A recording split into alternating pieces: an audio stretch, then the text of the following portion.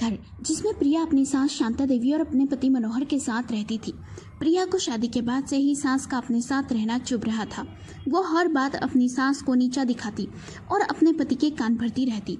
मनोहर भी प्रिया की बातों में आ जाता और अपनी माँ को बुरा समझने लगता। मनोहर की आंखों पर प्रिया के प्यार की पट्टी इस कदर बन गई थी कि उसे अपनी माँ बुरी और पत्नी बेचारी लगने लगी थी।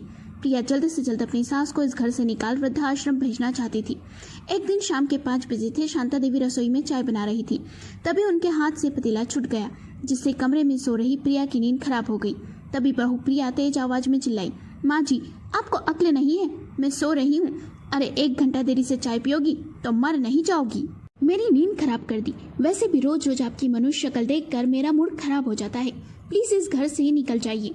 चाय की ट्रे शांता देवी के हाथ से गिर पड़ी। गर्म चाय उनके पैरों पर गिरी, लेकिन उससे ज्यादा उनका दिल जला।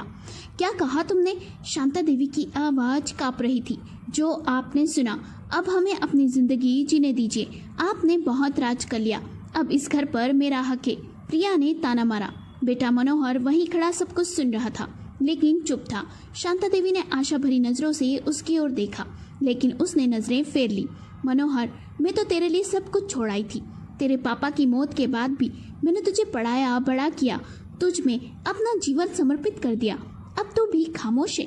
माँ प्लीज समझो, हमें थोड़ी प्राइवेसी चाहिए, और वैसे भी तुम्हें वृद्धाश्रम में ज्यादा आराम मिलेगा। मनोहर ने आंखें चुराते हुए कहा। शांता देवी की आंखें भर आई। वो वही माँ थी जो मनोहर के बुखार में सारी रात जागती रही, जो खुद भूखी रहकर उसे खिलाती थी। आज वही बेटा उसकी जगह वृद्धाश्रम बता रहा था।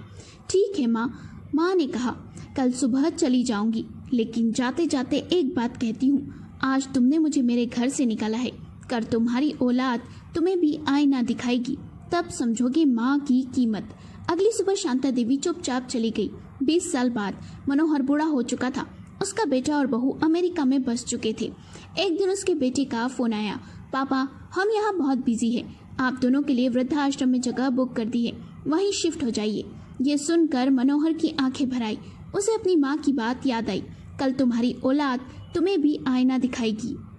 अब वो हर दिन माँ को पुकारता है, लेकिन बहुत देर हो चुकी है। जो माँ बाप अपना पूरा जीवन बच्चों के लिए समर्पित कर देते हैं, उनके साथ ऐसा व्यवहार करना सबसे बड़ा अन्याय है।